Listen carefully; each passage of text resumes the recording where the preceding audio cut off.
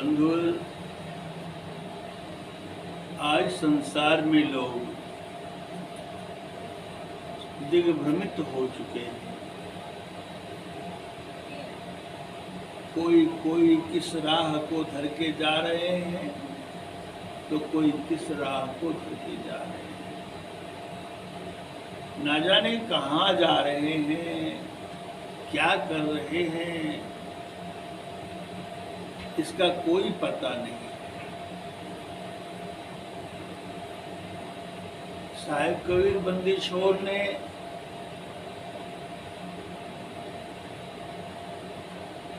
बहुत बातें की, इतनी बातें कही, एक बातों का भी संसार में अगर मूल्यांकन करते हुए उस मार्ग पर लग जाए तो जीवन सार्थक हो जाएगा। मनुष्य जीवन पाकर के मनुष्यता की ओर न हो, बहुत खेद होता है। सद्गुरु संत हमेशा संसार के प्राणियों के लिए उपकार की बातें कही, वह सबके कल्याण के लिए कहा, किंतु हो क्या रहा है? अपने हृदय में शांति नहीं है तो संसार को शांति का संदेश देने पर संसार को क्या असर पड़ सकता है? संत तो वही हैं जो शांति को प्राप्त कर लिए होते हैं। जो शांत नहीं हो पाए हैं वह संत हो ही नहीं सकते। सदगुरु कबीर साहब संतों में शिरोमणि परम संत थे। आज संत भौतिक चकाचौंध में अपने जीवन को सराबोर कर रहे हैं। भौतिकता से अंतर्मुख होकर के जो संत सदगुरु कबीर साहब के ज्ञानाधार पर जीवन जीते हैं, वो तो परम शांति को प्राप्त करते हैं। जो केवल वाणी तक ही सीमित रख लेते हैं, उनके लिए जीवन में कोई लाभ प्राप्त नहीं होता। साहिब को समझना होगा। साहिब कबीर इस संसार में युग युग में आए, अपने अपने अलग अलग नामों से आए और अपनी ज्ञान धारा को प्रचारित प्रसारित किया। और जो आत्माएं उनके योग्य ठहरी, उनमें अपनी स्वाति देकर उन्हें सत्य ज्ञान का प्रचार करने के लिए अग्रसर किया। आज संसार में सदगुरु कबीर साहब उस तरह दिख रहे हैं जो अतुलनीय है, उनकी तुलना नहीं की जा सकती। कोई भी संत मार्ग में है, उनके वाणी को बिना लिए उनका आध्यात्मिक प्रचार पूर्ण नहीं होता है। इसलिए साहेब को समझते हुए उनके ज्ञान को ध्यान देना चाहिए। अब देखिए, साहेब ने जो बात कही कि विषय त्याग वैराग्य है, विषय त्याग वैराग्य है, समता कहिए सोय। जब विषय का त्याग ही वैराग्य है और समता, तो उनके अंदर स्वभावता आ जाएगी। सभी आत्माओं को, सभी जीवों को आत्मदृष्टि से देखना, यह सत्ता मूलक बात है। जब संसार में भौतिक चकाचौंध में आकर संत अपने पथ से भटक गए और भटक कर मनुष्य में घृणा, द्वेष, ईर्ष्या आदि को स्थान दे दिया, तब जाकर ऐसे स्थिति में साहेब प्रकट हुए। प्रकट होकर उन्होंने सांप्रदायिकता से ऊपर मानवता की चोटी पर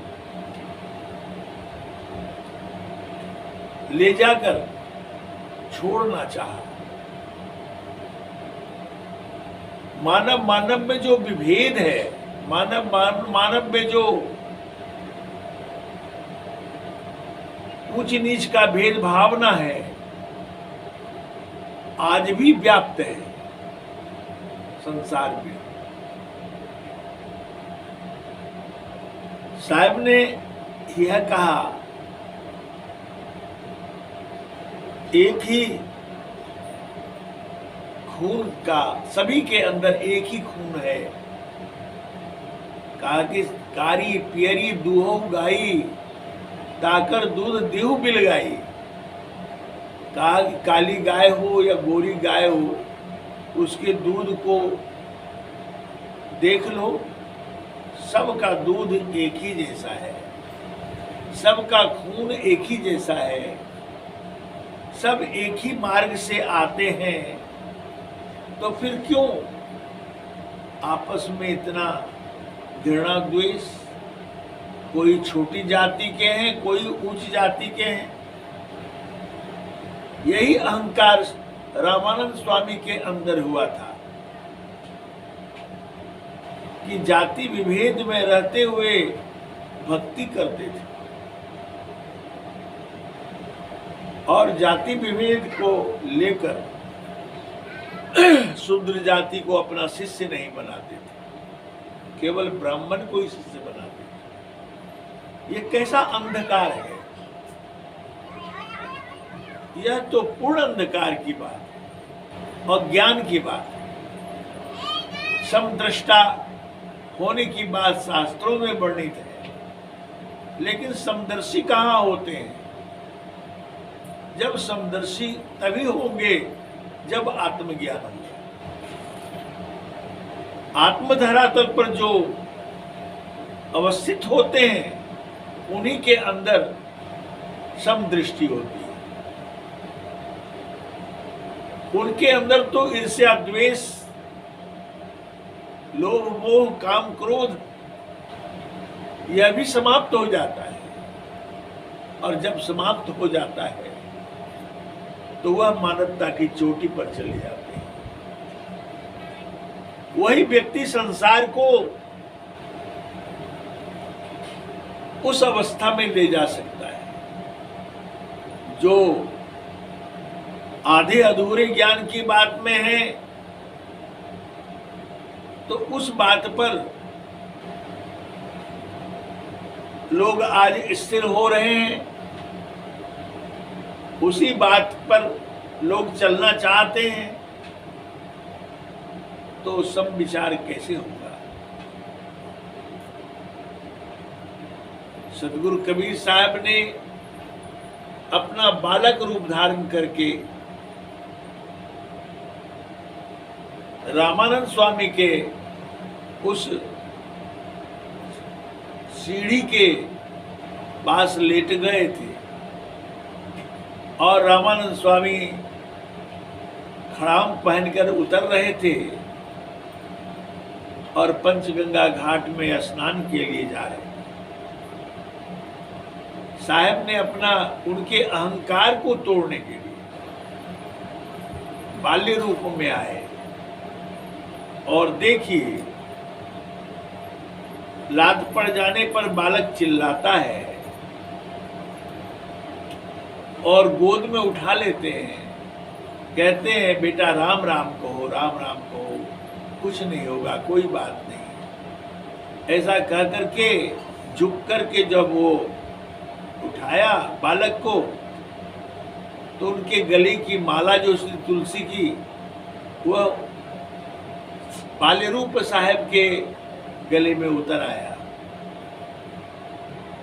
और उतरने के बाद जब रख दिए उन्होंने यह कह करके, तो बालक चुप हो गया। उन्होंने कहा कि ओह, लगता है किसी का बालक यहाँ छूट गया है, अब स्नान करके आता हूँ तो इस बालक को उठाकर आश्रम ले जाऊंगा और यह उद्घोष करवाऊंगा कि यह किसका बालक वहाँ छूट गया। तो उस बालक को छोड़कर स्नान करने गए, आए तो बालक नहीं था। दूसरे दिन उनके कुटिया पर प्रस्तुत हुए साहब, 11 वर्ष की उम्र में, कई पर्दे के भीतर से वह बात करते थे, क्योंकि साहब जुलाहे जाति के परिवार में पाले पोसे जा रहे थे। उन्हें लोग उसी दृश्य से देखते थे, तो उन्होंने उनसे कहा कि गुरुदेव आप तो हमें शिष्य बना लिए हैं। तो उन्होंने कहा नहीं, ये गलत बात है। तो उन्होंने कहा कि प्रमाण क्या है कि तुम हमारे शिष्य हो? तो कहा कि पंचगंगा घाट पर आपने जो जिस बालक को उठाया था गोद में, वह बालक तो मैं ही था। तो कहा ऐसा हो ही नहीं सकता है कि तुम हो। तो उस वक्त कबीर साहब ने उस बाल्य रूप का दिग्दर्शन कराया और वह फिर बालक उनकी नजरों के सामने उठता हुआ उस 11 वर्षीय बालक रूप कबीर साहब के हृदय में समा गया।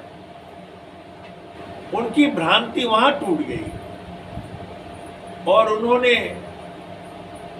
कहा कि मुझे आपने शिष्य बनाया है। देखिए, यह तुलसी की माला आपकी है ना?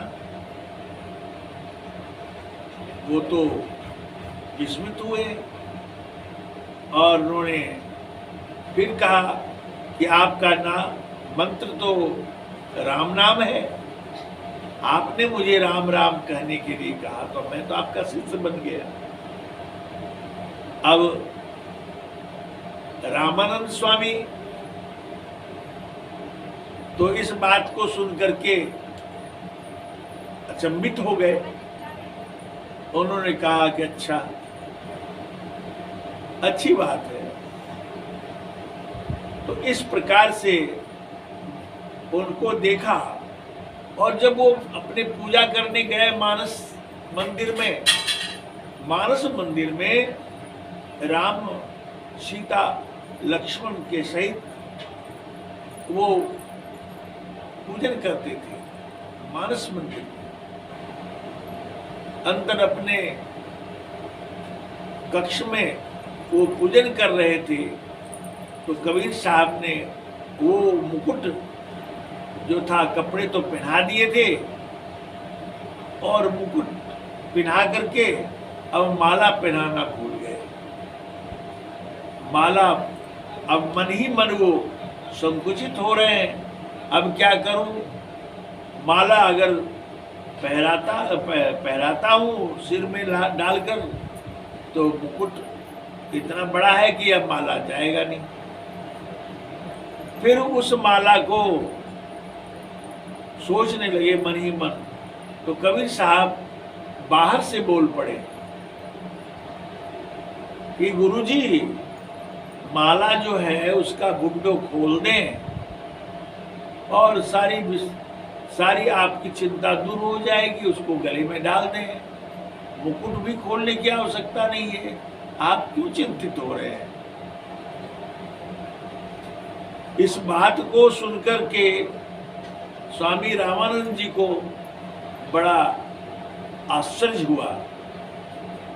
ये तो बालक बाहर खड़ा है और मैं अपने मानस मंदिर में यह कर रहा हूं, मेरे मन की बात इसने कैसे जान ली? वास्तव में जरूर यह कोई अलौकिक पुरुष है। वहां से आए और आकर के सारे पर्दा को हटा करके उनके गले मिल गए, हृदय से लगा लिया, आप कौन हैं? जब उनके शरीर को छू करके देखा तो शरीर में कोई हड्डियां नहीं थी, लगता था कि वह शरीर रूई का हो। और बार बार शरीर में सटा करके उन्होंने कहा कि ये तो अजीब बात है, आप सही में सतपुरुष परमात्मा ही आए हुए हैं हमें यह समझाने के लिए। और उसी दिन से रामानंद स्वामी ने सारे पर्दे को हटा दिया और शूद्र जाति में भी जो संत हुए हैं, नाभाजी और रैदास जी और कई, तो वो लोग भी दीक्षित हुए। यह जग प्रचलित बातें हैं। तो सदगुरु कबीर साहब जो आए संसार में, वो संसार को समता का ज्ञान देने के लिए आए। संसार के प्राणी जो इस द्वंद्व में पड़े हुए थे, शरीर से शरीर छुआ जा रहा है और हिंसा बढ़ रही है, लोग एक दूसरे से दूरी बना रहे हैं, इन बातों को दूर करने के लिए कबीर साहब ने जो यह तरीका अपनाया, तो रामानंद स्वामी से कहा कि मैं आपके यहाँ पढ़ने नहीं आया हूँ, मैं आपके यहाँ रहूंगा, कुछ आश्रम की सेवा मैं करूंगा। तो सेवा करते हुए ऐसी भी चर्चा हुई है कि मूर्तियों को नहवाने के लिए कबीर साहब की पारी आई, आज मूर्तियों को नहवाने के लिए पंचगंगा घाट पर जाकर के स्नान करा के लाना है। कबीर साहब गए नहवाने और मूर्तियों को उठाकर उस पानी में फेंक दिया और पानी में मूर्तियां डूबी नहीं, वो डूब कर रहा था। उसके बाद बहुत देर हो गई, शिष्यों को भेजा, कबीर साहब देखो क्या कर रहे हैं अभी तक। तो आए तो देखा अद्भुत लीला। तो रामानंद स्वामी को जाके कहा कि ऐसा कैसे हो सकता है, चले देखें क्या बात है। यहाँ आया तो देखा, कहा गुरुजी भगवान तो आते ही नहीं, वो नहाने में आज मस्त हो रहे, ऐसे कि जैसे लगता है कभी नहाया भी नहीं हो, आप बुला लीजिए इनको। तो रामानंद स्वामी ने कहा कि कबीर अपनी माया को समेट लो, मैं समझ चुका हूं अंदर से कि आप ही सब कुछ हो। और तब जो है कहा कि भाई गुरुजी को भूख भी लगी है, चले आओ जल्दी से। और जल्दी से वो मूर्तियां चली आई, टोकरे में रख दी और लेके पीछे पीछे चले। ऐसी कई घटनाएं हैं जो कि रामानंद को जातीय अहंकार से बहुत छुड़ाया, उन्होंने बहुत प्रयास किया, फिर भी इतने राम रस में माते हुए थे कि कबीर साहब को बीजक में यह बात कहना पड़ गया कि रामानंद राम रस माते कहे कबीर हम कहीं कहीं थाके। ये रामानंद राम रस में माते रह गए। बहुत तो बदलाव आया उनमें, जातिगत विचार से व्यवहारिकता में, किंतु पूरे बदल नहीं पाए। तो कहने का अभिप्राय मेरा यह है कि कबीर साहब ने ये बात कही, बानी तो इतनी कही जितनी बालू रेत, इस संसारी जीव को तनिक न लागी है। और कहा जेते पत्र वनस्पति औ गंगा की रेणु। पंडित बेचारा क्या करे, कबीर कही मुख बैन। पंडित तो अपने पंडिताई में भूल जाते हैं, किताबों के शास्त्र के जंजाल में भूल जाते हैं, लेकिन यह ख्याल नहीं करते कि शास्त्र में ही एक ऋचा ने कहा, बहुशास्त्र कथा कंथारो मंथेन मृतैव किम अन्वष्टभ्यं प्रज्ञेनु मारते ज्योतिरांतरम। बहुत से शास्त्रों को मंथन करने से क्या लाभ, प्रयत्नवान होकर अपने अंतर की ज्योति की खोज करें। अंतर में अंधकार पड़ा हुआ है, वैसे जैसे पंडित कवि साहब ने कहा, पंडित और मसालची दोनों सूझे नाई, और इनको करे चांदना आप अंधेरे पाई। मसालची और पंडित में कोई फर्क नहीं, क्योंकि किताबों की बातों को लेकर वह अपने जीवन को रखे केवल आत्मस्वरूप का अनुभव नहीं किया। आत्मा के अंतस में परमात्मा है, यह भी अनुभव नहीं किया। आत्म अंतर आत्मा अनुभव में पहचान, अनुभव का जो धरातल है वह आत्मा से है, आत्मज्ञान से है, ना कि बौद्धिक स्तर पर, मानसिक स्तर पर। बौद्धिक स्तर पर आप विचार कर सकते हैं, बुद्धि स्वयं में जड़ है, चेतन नहीं है, आप चेतन हैं। तो साहब ने संसार के प्राणियों को अपने स्वरूप का दिग्दर्शन कराने का पूर्ण प्रयास किया। उनमें जो आत्मदर्शन किया, आत्मा के अंदर वह परम आनंद का अनुभव किया। जैसे फूल में सुगंध है, वह सुगंध दिखता नहीं है,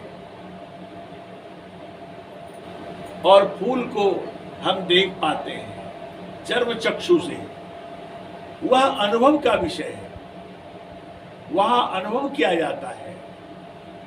आत्मा में ही, अक्षर में ही वह नि अक्षर सार शब्द परमात्मा व्यापक है।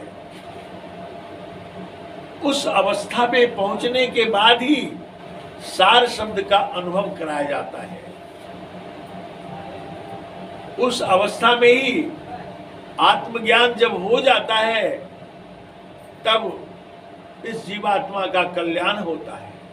अन्यथा बौद्धिक भौतिक धरातल पर हम लाख भी कितना भी वक्तव्य देने लगे और दुनिया को उस मंच से चेतावनी दें, ज्ञान दें, पर अपने स्वयं ज्ञान नहीं हो सकता है।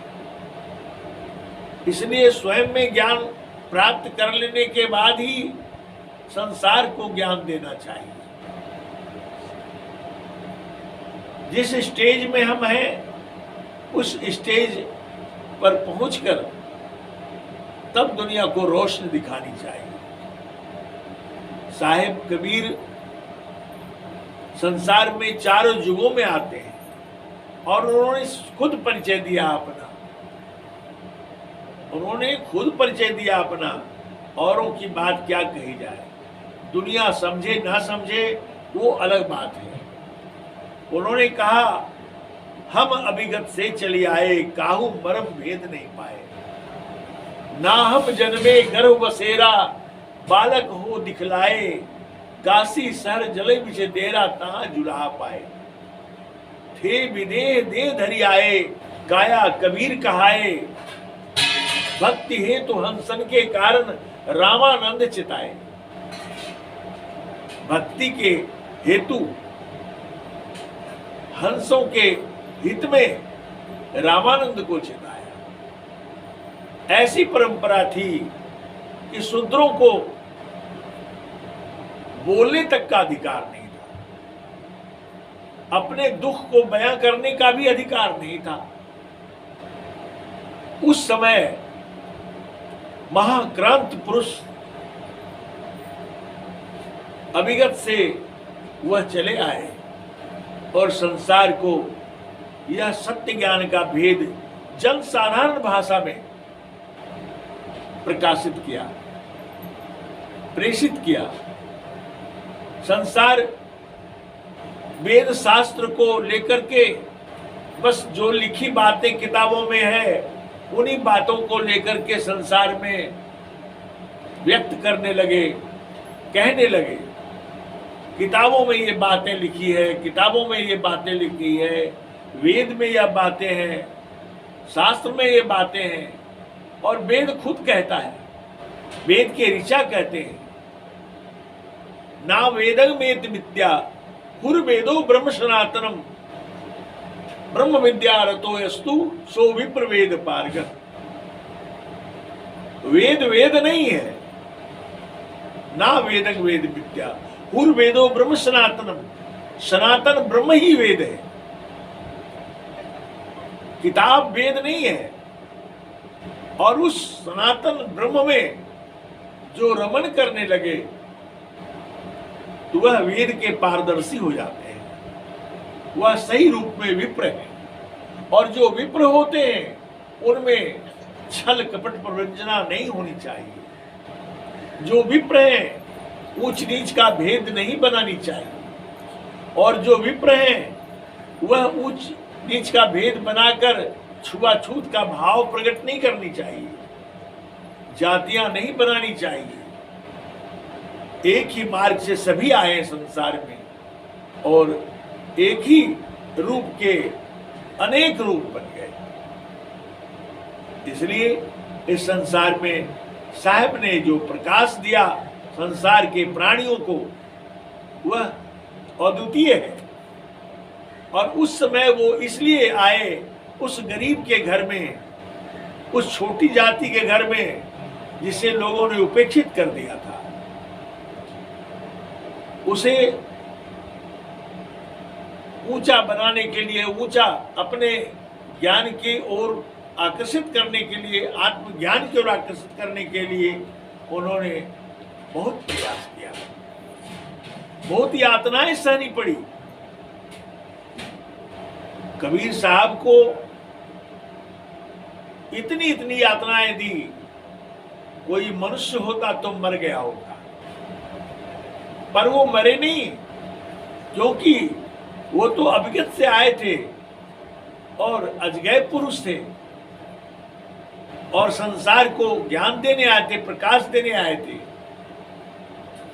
इस संसार में लोग उन्हें अब तक नहीं समझ पाए और किताब को पढ़ करके कबीर साहब को कोई समझ नहीं सकता। कबीर साहब को समझने के लिए आत्मानुभूति चाहिए। कोई अगर आत्मानुभूति प्राप्त नहीं किया है, माया के महाजंजाल में अंतर से लिपटे हुए हैं, तो वो व्यक्ति अर्थ को जमा करते हुए वह समन्वयवादी का नाटक करते हैं और वह कहते हैं मैं आत्मज्ञानी हूं। यह उनके लिए घाटे की बात है। संसार को तो अंधकार में ढकेल ही रहे हैं, पर उनके लिए भला बात नहीं है। वो ही अपने लिए ही खाई खोद रहे हैं, क्योंकि कोई संसार में जिंदा सदा रहने के लिए नहीं आया है। ये तो जीवन मृत्यु, इस मृत्यु मंडल का औपाधिक स्टेज है। इस स्टेज पर जो भी आते हैं वो मर के चले जाते हैं, लेकिन वह इसलिए आते हैं, उसे इसलिए अवसर दिया जाता है कि सत्य ज्ञान को समझे।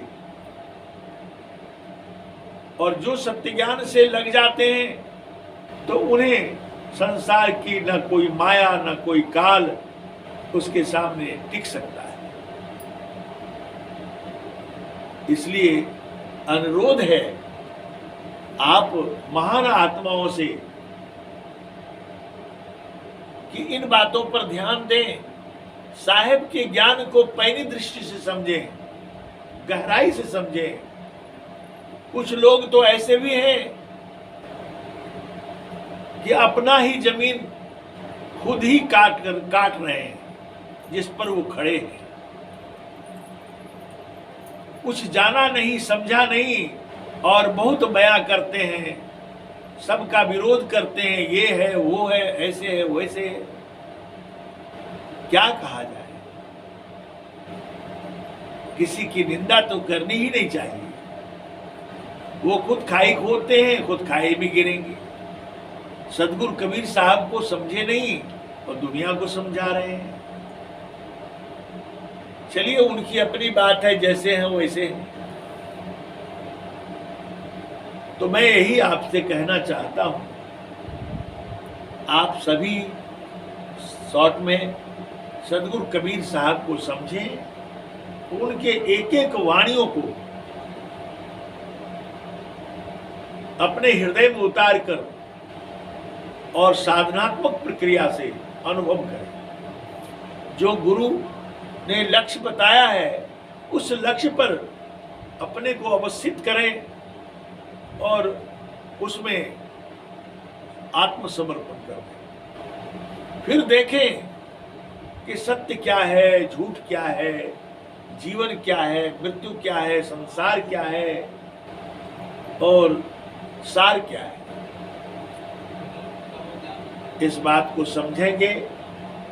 समय अभाव है, इसलिए आप सबों से यही अनुरोध है कि थोड़ी बातें कही गई और विशेष रूप से समझें। इतना कह करके मैं अपनी वाणी को विराम देता हूँ।